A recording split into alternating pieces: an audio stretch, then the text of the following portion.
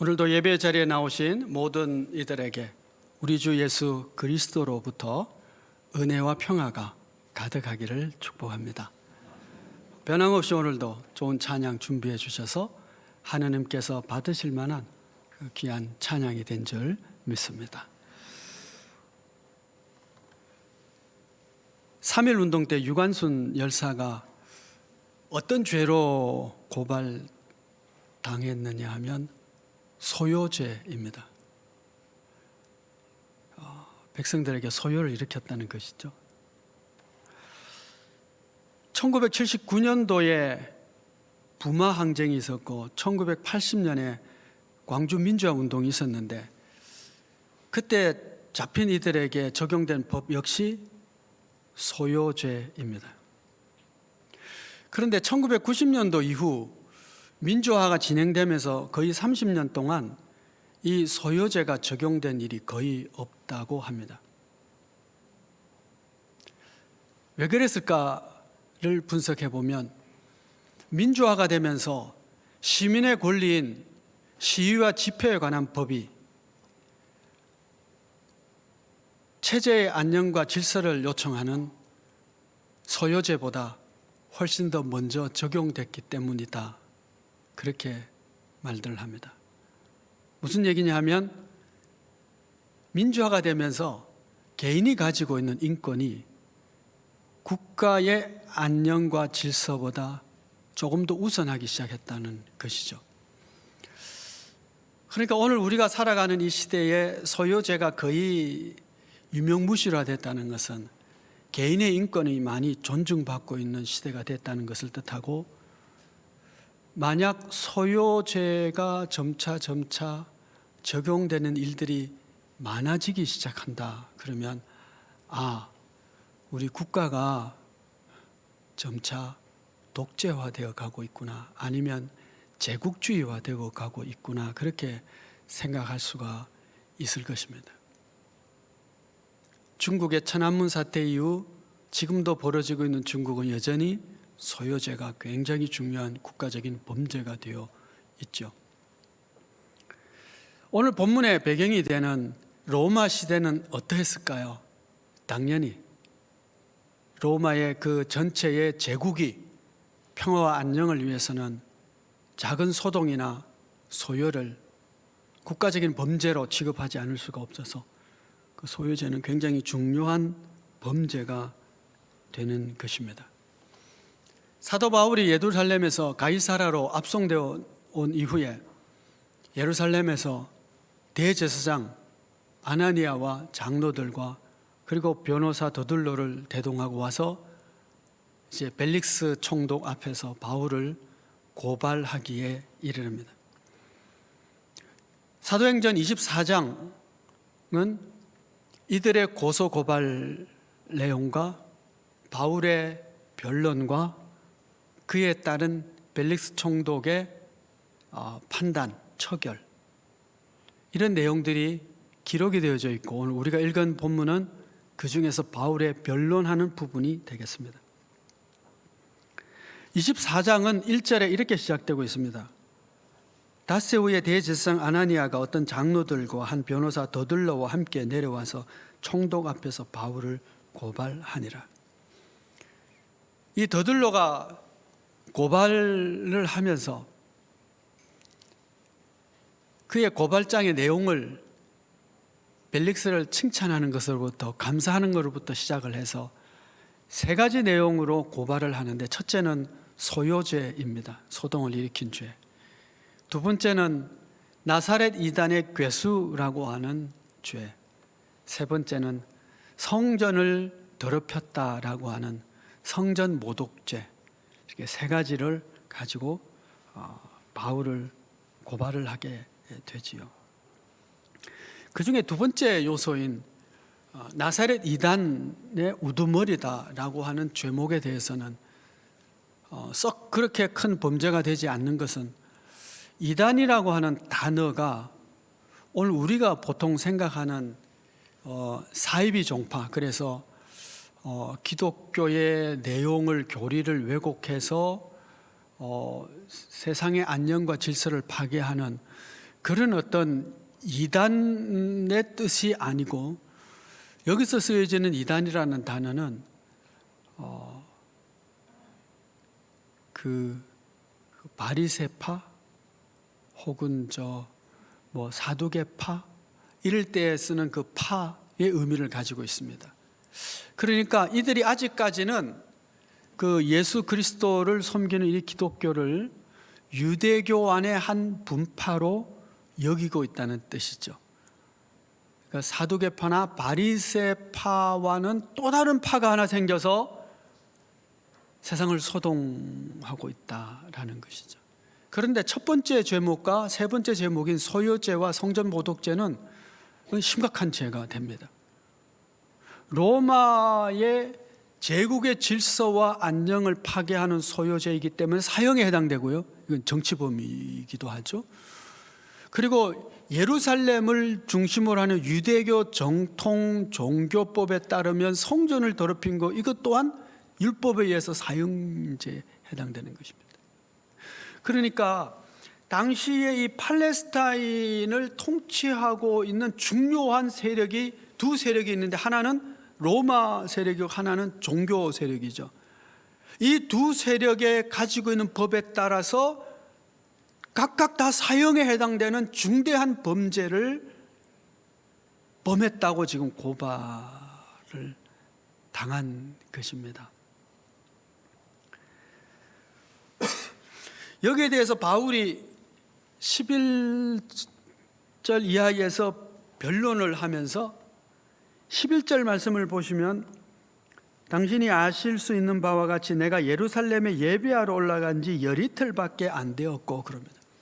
내가 예루살렘에 올라간 지 열이틀밖에 안 됐는데 내가 무슨 거기서 조직을 하고 사람을 모아서 세상을 소동케 하는 소요를 일으킬 수가 있겠습니까? 라고 하는 변론을 하는 거죠. 시간적으로 그렇다. 그리고 나는 그곳에 가서 누구와 다투거나 변론을 한 적도 없이 그냥 조용히 제사 드리고 그게 성전에 있었을 뿐이다. 그런데 어떤 아시아에서 온 몇몇 사람들이 나에 대해서 시비를 걸어서 소동이 일어나고, 그 소동으로 말미암아 또 로마의 그 군인들에 의해서 공회에 잡혀가서 신문을 봤는데, 그래서 나는 부활의 하나님이 우리를 부활하는 그 부활의 도리를 전파했을 뿐인데 자기들끼리 다투고 싸우는 것이죠. 그러니까 소동을 일으켜서 내가 아니고 저들이고, 만약 고발할 일이 있으면 그 사람들이 와서 나를 고발해야지 왜 이 사람들이 나를 고발하냐. 이들에게 내가 성전에서 소동케 하는 어떤 범법한 일을 했거나 소동한 일이 있으면 당신들이 본대로 증언을 한번 써봐라. 그 얘기를 변론을 하고 있는 것입니다. 소유죄에 대해서는 그렇게 변론을 했고, 나사렛파의 그 우두머리다는 것에 대해서는 상당히 긍정적으로 그가 변론을 합니다. 14절 이하의 말씀을 보시면, 그러나 이것을 당신께 고백하리이다. 나는 그들이 이단이라고 하는 도를 따라 조상의 하나님을 섬기고 율법과 선지자들이 글에 기록된 것을 다 믿으며 그들이 기다리는 바 하나님께 향한 소망을 나도 가졌으니 곧 의인과 악인의 부활이 있으리라 함이니이다. 이것으로 말미암아 나도 하나님과 사람에 대해서 항상 양심에 꺼리낌이 없기를 힘쓰나이다.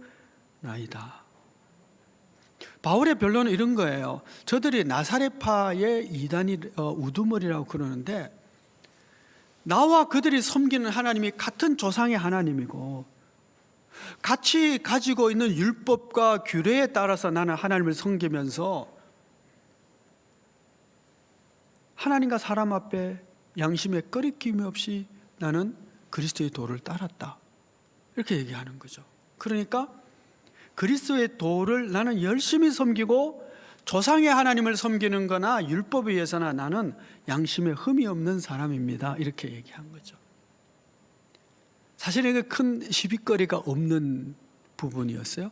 세 번째 죄가 성전 모독죄입니다. 이 부분에 대해서는 16절부터 21절까지 바울이 변론을 하고 우리가 그 부분의 한 부분을 읽었습니다마는 예루살렘을 방문한 목적은 구제를 하기 위한 것이었고, 그리고 혹시 성전에 대해서 불경한 일이 생길 수 있을지도 모르니 정결 예식에 따라 내가 정결 예식을 드려서 정결한 상태로 성전에 갔고, 그것은 누구와 다툼 바도 없고 단지 아시아에서 온 몇몇 사람들이 소동을 일으켜서 오늘 이 사태에 여기까지 이르렀고, 그리고 회의에서는 공회에서는 부활에 대한 이야기를 했는 것 뿐입니다. 이렇게 얘기를 하죠. 이게 변론의 전부예요. 그러자 벨릭스가 이제 결론을 이렇게 내립니다. 오늘 22절, 23절의 말씀입니다. 벨릭스가 이 도에 관한 것을 더 자세히 아는 거로 이미 그가 유대교에 대해서 알고 있는 바가 많았다는 것이죠. 그러니 이게 지금 무슨 상황인지도 대충 짐작을 한 것 같아요. 그렇기 때문에 연기하여 이르되 천부장 루시아가 내려오거든 너희를 처결하리라 하고, 그러니까 천부장 루시아가 내려와서 그 상황 보고를 받고 나서 이 판결을 내리겠다 한 거죠. 그러면서 연기를 하게 되죠. 연기를 얼마나 했을까요? 자그마치 2년 동안 했습니다. 그러니까 이 벨릭스가 볼 때도 이 다툼에 별 의미가 없는 거예요. 그러나 예루살렘 종교 당국자들의 반발을 그가 무시할 수가 없기 때문에 그냥 2년 동안 둔 겁니다. 천부장 총독이 오라 하면 금방 오지 않겠어요? 예루살렘에서. 그런데 2년 동안 연기를 합니다. 그 다음에 백부장에게 멸하여 바울에게 대해서는 바울을 지키되 자유를 주고 그의 친구들이 그를 돌봐주는 것을 금하지 말라 하니라, 그렇게 얘기합니다. 그러니까 감옥에서 자유롭게 그 친구들도 만날 수 있도록 이렇게 이제 판결을 내린 것이죠. 아직 판결은 아니지만 처벌을 일단은 연기하면서 그렇게 한 것이죠. 연구에 의하면 로마의 감옥은 몇 가지 수준의 레벨이 있다고 그래요. 그래서 그 중에 이제 그 로마 시민권을 가진 귀족들에게 주는 벌이 이제 감옥이 있는데, 쿠스토리아 리베아라고 하는 이제 그 투옥하는 그 레벨이 있는데, 이것은 상류층 로마 시민에게 주는 것인데, 지금 바울이 바로 거기에 해당되는 자유옥이라고 지칭할 수 있는 그 옥에 일단 가두도록 한 것이죠. 그가 로마 시민권이죠. 자기가 볼 때 별로 그렇게 범죄한 행위가 없는 것 같으니까 이렇게 해서 2년 동안 그곳에 있게 한 것이죠. 자, 여러분, 바울이 이 당시에 나이가 상당히 많은 노년입니다.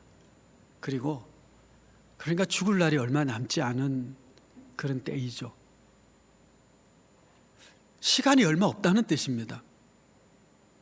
그가 맡은 사명과 비전은 로마 방문하고 복음 전하고, 그리고 저 서바나 스페인까지 가서 복음 전해야 되겠다라고 하는 것이 그의 복음의 열정이고 사명에 대한 그의 비전이었어요. 시간이 없어요. 근데 2년 동안이나 지금 옥에 갇혀 있는 거예요. 바울의 마음이 어떠했을까요? 상당히 답답했을 것 같아요. 그죠?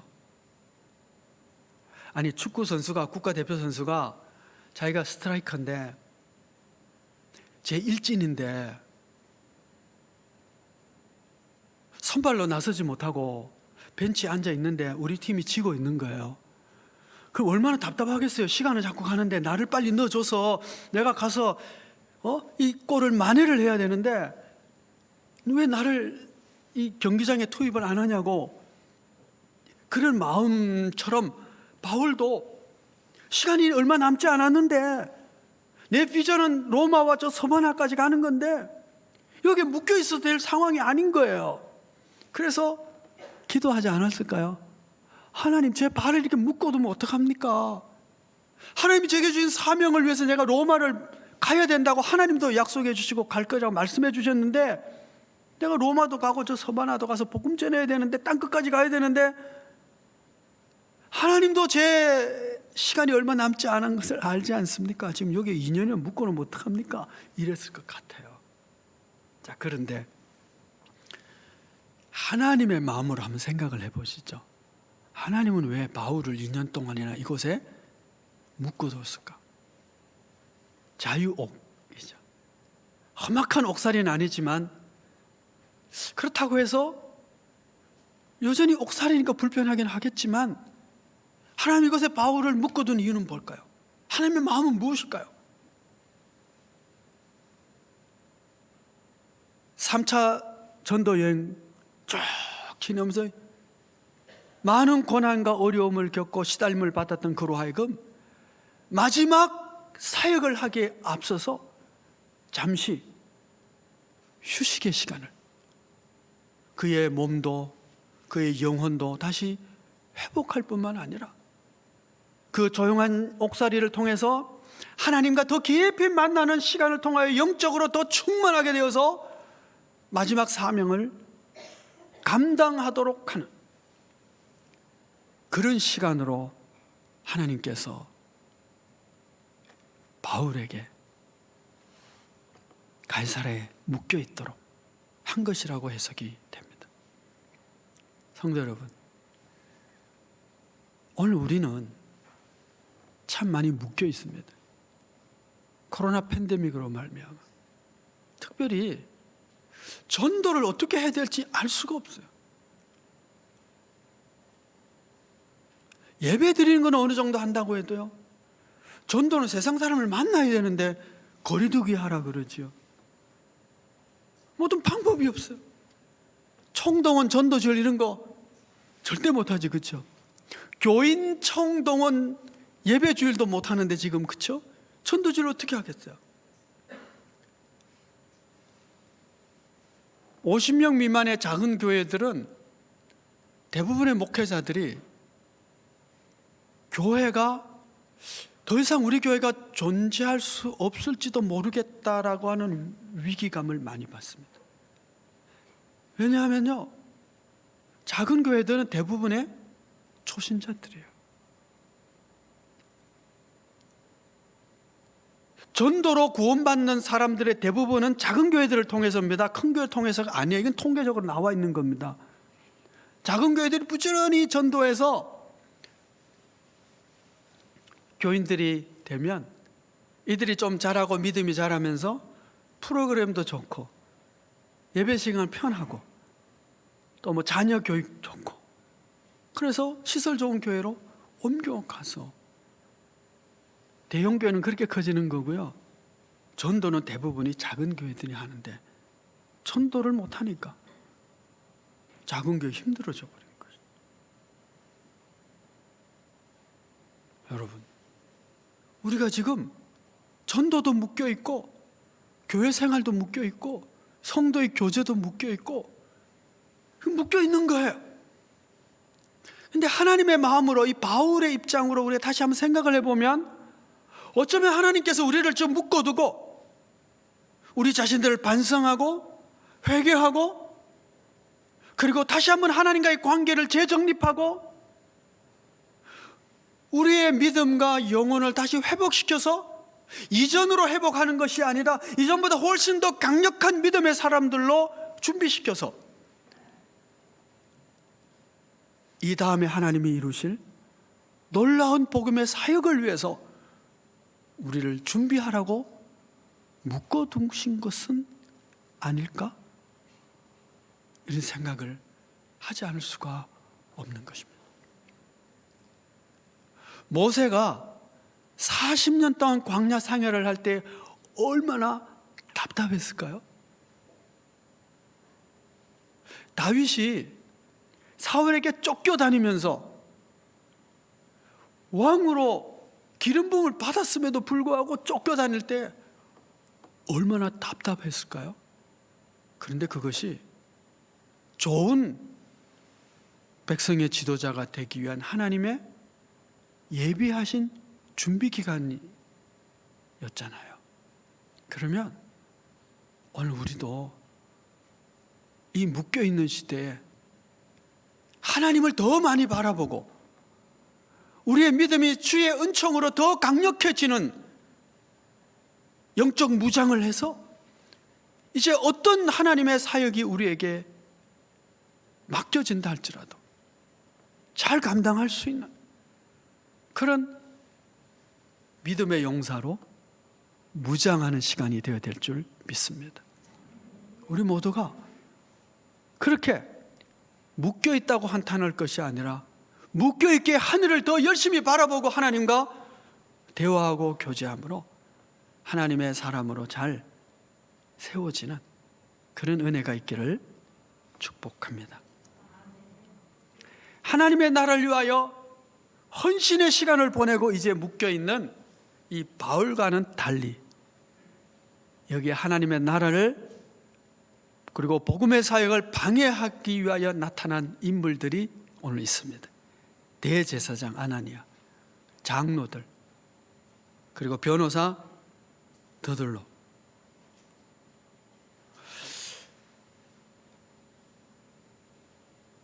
대제사장이라는 신분은요, 우리가 레위기를 공부해서 아시겠지만 백성 모두의 죄를 한 몸에 다 짊어진 사람입니다. 그래서 대속죄일 날 백성 모두의 죄를 가지고 지성소에 들어가서 회개하고 그리고 용서를 받고 나와서 백성들을 자유케 하는, 그래서 백성의 모든 죄를 짊어지고 있는 자이기 때문에 제사장의 속죄 제물이 백성 전체의 속죄 제물과 동일합니다. 그러니까 얼마나 귀중한 사람이에요. 대제사장이 속죄를 받지 못하면 백성들이 죄에서 용서받지 못하는 겁니다. 너무너무 귀하고 너무너무 귀한 이 신분인데 그는 이 신분을 가지고 치부하는 데 써요. 제사장들의 11조를 빼앗고요, 그렇게 호의호식하며 살았다고 기록이 남겨져 있는 사람입니다. 그의 고귀하고 위대한 신분을 가지고 하나님의 나라를 세운 것이 아니라 자기 욕망을 채우는 데 세운 거예요. 함께 온 장로들은 또 어떻습니까? 이 당시의 장로는 또 그 앞 시대에, 훨씬 더 앞선 왕정시대와 그리고 창세기 시대의 장로는 성문에 앉은 자라고 표현을 합니다. 성문은 뭐 하는 곳이냐 하면 매매하는 곳이기도 하고 재판하는 곳이기도 합니다. 그곳에 앉아서 중재하고 재판하고 화해하도록 만들고 백성의 어른이고, 그래서 다음 세대들을 잘 양육하고 보호하고 지혜로 가르치는 그런 직분이에요. 너무너무 귀한 직분이죠. 그런데 이들이 대제사장의 그 욕망에 함께하는 자인 것이죠. 더들로는 어때요? 말을 얼마나 잘하는지 몰라요. 그가 한 고발장을 쫙 읽어보면요, 교묘하게 말 비틀어가지고, 이 벨릭스는 진짜 잔인한 사람이어서 백성들이 별로 싫어하고 좋아하지 않는 사람인데, 백성들이 당신 때문에 감사하고 평안을 얻었다고 입에 발린 소리를 하고 아주 교묘하게 비틀어서 없는 죄를 죄인으로 만들어버리는. 소동은 유대인들이 일으켰는데 바울이 소동죄를 뒤집어 쓰도록 만들어 그의 말솜씨로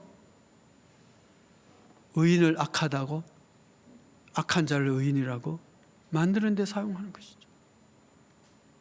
자, 여러분, 우리가 하나님으로부터 받지 않은 것이 없습니다. 우리의 생명도, 우리의 건강도, 우리의 시간도, 우리의 재능도, 우리의 공부한 지식도, 우리의 신분도, 우리의 지위도 다 하나님이 주신 것입니다.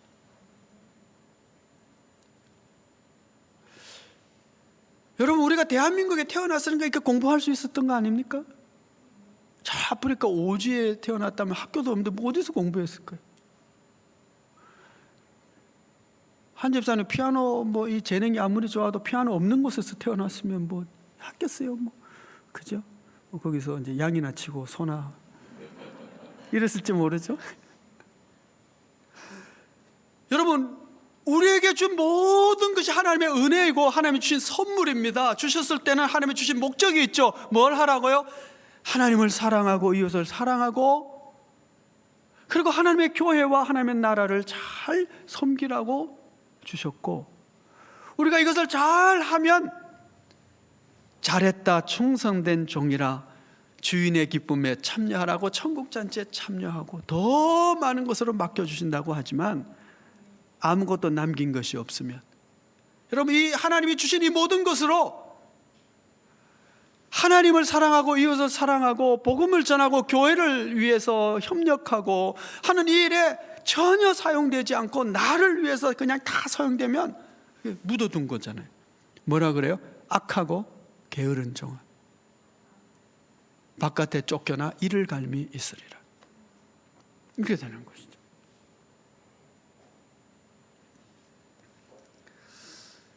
고3 아이들이 수능이 얼마 안 남았습니다. 근데 수능 때문에 교회 교육이 잘 안 돼요. 그렇죠? 부모님들도 그렇잖아요. 고3 되면 저 주일학교 대충 가라 그러고, 어떤 부모님들은 고등학교 1학년 때부터 대학 가야 되는데 대학 가고 나서 교회 가라 그러고. 근데 교회 학교 입장에서는요, 고등부 졸업하면 다 떠난 거예요. 여기저기 다 떠나잖아요. 물론 남아있는 아이들도 있습니다만은, 또 새로운 아이들도 있지만, 그래서 교회 교육은 고3까지예요. 그러면 마음이 답답하죠. 고등학교 때 제대로 신앙교육 안 하고 그냥 스쳐 지나가듯이 그냥 도장 찍듯이 교회 와서 도장 찍고 가는 것처럼 출근부 도장하듯이 그냥 찍고 가는 아이들을, 이걸 그냥 보낼 수 없으니까 뭔가 좀 신앙으로 좀 양육을 좀 하면 좋겠다 해서 수능 끝나면 좀 시간이 있을 것 같잖아요. 그렇죠? 학업 조금 이제 시험 부담 좀 없고, 그리고 대학은 요즘 또 이제 원서만 쓰면 되고, 요즘 또 어지간한 대학은 원서만 쓰면 또 다 들어가더라고요. 어쨌든 그래서 시간이 있으니까 이때 신앙교육을 좀 하면 좋겠다 해서 시작한 것이 앱 투어, 애들 딱 데리고 가가지고 이제 그죠? 여행하면서 교육하는 거지. 또 어떤 아이 또 청년부 들어가기 전에 수련회, 신앙 수련회, 성경 통독 이런 거 해가지고 신앙 훈련을 좀 시켜서 보내려고 딱 프로그램을 짜고 얘들 하자. 애들 안 한대요. 물론 하겠다는 아이들도 있어요. 근데 안 하겠다는 아이들도 참 많아요. 왜 안 하나? 야, 이거 얼마나 좋은데 지금 시간 있잖아, 하자. 아르바이트해서 돈 벌어야 된대요. 야, 그 알바하면 돈 얼마 받는데 그걸 하냐 그랬더니 아니래. 그걸 해서 자기가 열심히 해서 돈을 벌어서 그 다음에 사야 된대요. 옷도 사고 가방도 사고 살 게 있겠죠. 그 사야 된대요. 그러니까 신앙교육을 안 하겠다는. 여러분 어떠세요? 이 얘기 들으면 애들이 좀 답답하죠? 이해하는 부모님도 계신 것 같은데 답답하죠. 돈 몇 푼 번다고, 그렇죠? 차라리 그 돈 주고 신앙교육 하라고, 네 알바비 내가 대신 줄게. 그저 신앙교육 하면 어떻겠냐 하면 참 좋겠는데, 그렇죠? 자, 근데 여러분, 이 이야기를 조금 더 어른스럽게 바꿔보십시다. 그럼 어떻게 될까요? 이렇게 돼요. 남들보다 더 좋은 차, 남들보다 더 좋은 집, 남들보다 더 멋진 명품 옷, 백, 이거 사기 위해서 돈을 벌어야 돼요. 자녀들 위한다는 명목으로 자녀들과 함께 있을 시간에, 야, 내가 너를 위해서 좀 더 큰 집을 사야 돼. 네 공부방도 있어야 되잖아. 그러니까 너를 위해서 하는 거니까 내 일하는데 너무 방해하지 마. 그리고는 일하는 거야. 더 큰 집으로 빚을 지고 가요. 그 빚 갚기 위해서 또 일해야 돼요. 그러다 보니 어떻게 해요? 주일도 일해야 돼요. 주일날 예배 대충 드려요. 새벽기도 안 해요. 아침 큐티 묵상 안 해요. 구역 예배 수요 기도에 내가 그거 할 시간 없어. 내가 지금 돈 벌어야 돼. 내가 빚이 많어. 우리가 지금 그렇게 살고 있지 않나요? 그 고등부 아이들의 확대 버전이죠, 뭐. 그죠? 좀 더 돈을 벌기 위해 가지고 예배 시간, 성도의 교제하는 시간, 기도하는 시간, 성경 읽을 시간 없는 거죠. 그럼 도대체 우리가 돈을 얼마나 벌면 만족할 수 있을까요? 슬로우 영성이라고 하는 책에서 프린스턴 대학의 노벨상을 받은 경제학자가 갤럽 조사를 하고 분석을 했어요. 그리고 이렇게 얘기합니다. 어디서 살건, 그러니까 지구촌에 어디서 살든 정서적인 행복은 7만 5천 불을 가질 때까지만 증가한다. 그 이상에서는 돈이 더 큰 행복을 주지 못한다. 일종의 한계점에 부딪힌 것이다. 그 이상에서는 단순히 더 많은 돈을 가진다고 해서 정서적 행복이 증가하지 않는다.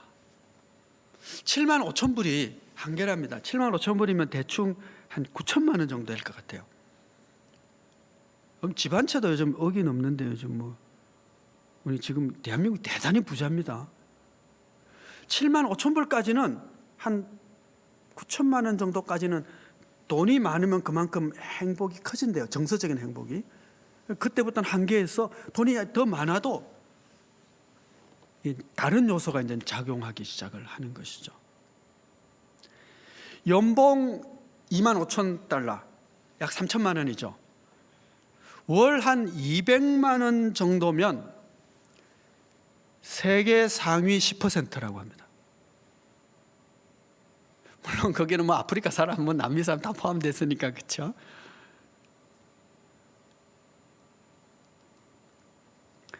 혹시 근본에 재난지원금 못 받아서 화나시는 분 계십니까? 기뻐하시고 즐거워하시고 감사금 하시기 바랍니다. 상위 12%입니다. 대한민국 상위 12%면 전 세계 1% 안에 들 것 같습니다. 연봉이 3만 4천 불, 약 4천만 원, 월 한 330만 원 정도의 수입이면 상위 1%입니다. 현대 문명이 이 사단의 장악이 되어가지고 만몬이 엄청난 큰 위력을 떨치는 가운데 우리로 하여금 더 많이 그러면서 하나님과 교제할 시간을 줄여버리고 가족과 함께할 시간을 줄여버리고 이웃과 교제하며 사귈 시간도 줄여버리고 희생시켜서 그리고 더 많이 갖겠다고 이미 충분히 가진 건 넘게 가지고 있음에도 불구하고 감사하지 못하고 여러분 상위 1% 월 330만 원 이상 벌면서도 대부분의 사람들은 뭐라 그래요? 나는 중산층도 안 된다고 말하고 있잖아요. 지구촌 전체에서 보면 상위 1%인데 한국에서 제작되어서 지금 전 세계적으로 아주 대단한 열광을 불러일으키고 있는 드라마가 있습니다. 그렇죠? 오징어 게임입니다. 이 영화가 기독교인으로서는 굉장히 불편한 영화입니다. 그곳에 나타나는 기독교인들의 어떤 위선적인 모습 때문에 불평할 수 있고 반기독교적을 할 수 있는데 저는 그건 아니라고 봅니다. 세상 사람들이 기독교인들을 위선자로 봤다면 그 정도의 위선자로 봤다면 우리가 그런 거예요. 나는 아니더라도 우리가 그런 거죠. 그러면 어떻게 해야 돼요? 회개하고 반성하고 더 정직하고 더 깨끗한 삶을 두 얼굴의 사나이가 되지 않도록 조심해야죠. 그럼 우리가 반성해야 될 점이고요. 이 교회가 이 드라마가 불편한 아주 반기독교적인 두 가지 가치 때문에 하나는 생명경시풍조고 하나는 황금만물주의예요. 생명을 걸고 게임을 하는 거예요. 우리 예수님은 어떻게 해요? 내 생명을 주고 만민을 살렸어요. 그리고 우리에게는 자기 십자가를 지고 나를 따르라 그랬어요. 우리는 소금과 빛이에요. 나를 희생해서 이웃을 썩지 않게 하고 나를 태워서 이것을 밝히는 것이 기독교인의 가치고 예수님의 가르침이잖아요. 십자가의 길이 그런 거잖아요. 내가 대신 지고 가는, 내가 희생하고 내가 죽는. 근데 여기는 그렇지 않잖아요. 오징어 게임은 상대방이 죽어야 내가 살아요. 드라마 안에서 이 오징어 게임을 만든 사람이 나오거든요. 오일남이라고. 그 이름이 다 의미가 있더라고요. 오일남. 뭐 번호도 뭐 의미가 있더라고요. 보니까 일남이 일남. 이 사람이 이거 만든 이유는 뭐라고 말하고 있느냐면, 나이가 가장 많은 게 할아버지인데, 이 게임을 주최한 동기가 재미를 느끼기 위해서. 그러니까 재미를 느끼기 위해서 게임을 하는데, 이 게임은 생명을 죽이는 게임. 그런데 여러분, 사람이 막 죽어가요. 옆에서 죽었어요. 근데 그 참여한 사람들은 물론 자기 목숨을 담보로 해서 이 게임을 하고 있지만, 자기의 배당금이 왁 많아지는 걸 보면서 또 환호성을 질러요. 사람이 죽는 게 중요한 게 아니고 나에게 해당되는 배당금이 많아진 것을 더 기뻐하는 황금 만능주의죠. 기독교 가치관과는 완전히 반대되는.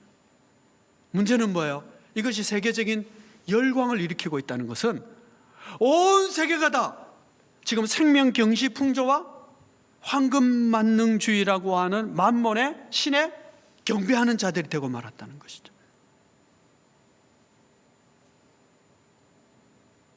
그런데 여러분, 오늘 혹시 우리도 여기에 열광하면서 오히려 이 설교가 불편하지는 않나요?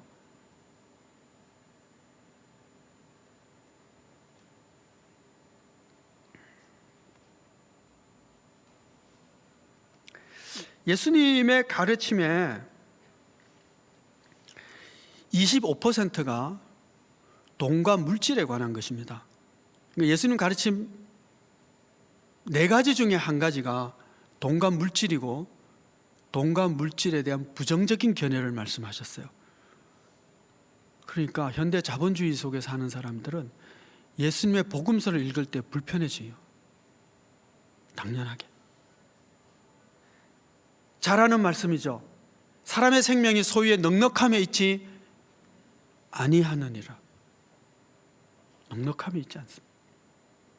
너희가 하나님과 재물을 겸하여 섬기지 못하느니라.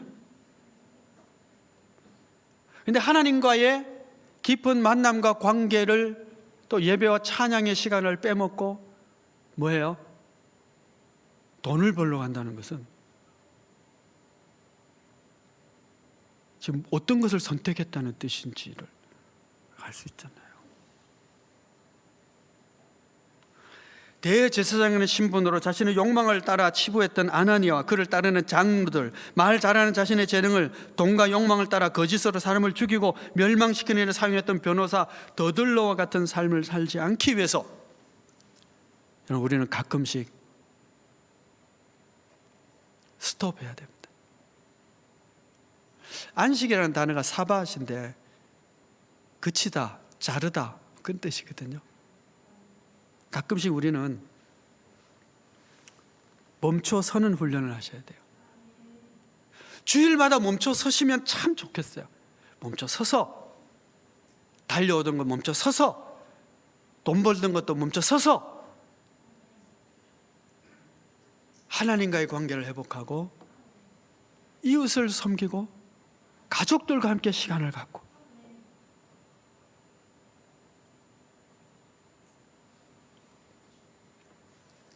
욕망을 그치고 일을 그치고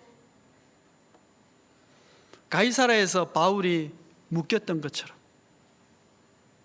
우리도 거룩한 주일에 복된 묶임을 통해서 세상에 추구하던 모든 것들을 스톱하고 하나님과의 관계와 가족과의 관계와 이웃과의 관계를 풍성하게 만들어감으로 하나님의 나라를 진정으로 누리고 만몬에서 벗어나 하나님으로 인하여 기뻐하고 즐거워할 수 있는 그런 우리 모두가 되어지기를 축복합니다.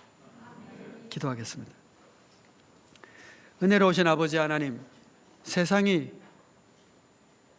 황금의 신을 쫓아가며 생명을 경시하며 하나님의 주신 이 모든 은혜의 놀라운 복들을 자기 욕망을 채우는데 다 허비해버림으로 하나님을 사랑하고 이웃을 사랑하고 복음을 증거하고 교회를 세우는 일에 열매 맺지 못했던 저희들을 이제는 돌이켜 세상 욕망을 그치고 하나님과의 관계를 더 온전히 깊은 관계로 나아가고 말씀을 묵상하고 이웃을 위하여 중보하고 가족과 함께 서로 사랑하며 살아가는 이런 다시 온전한 삶으로 돌아오는 저희들이 되게 하여 주옵소서. 예수 그리스도의 이름으로 기도하옵나이다. 아멘.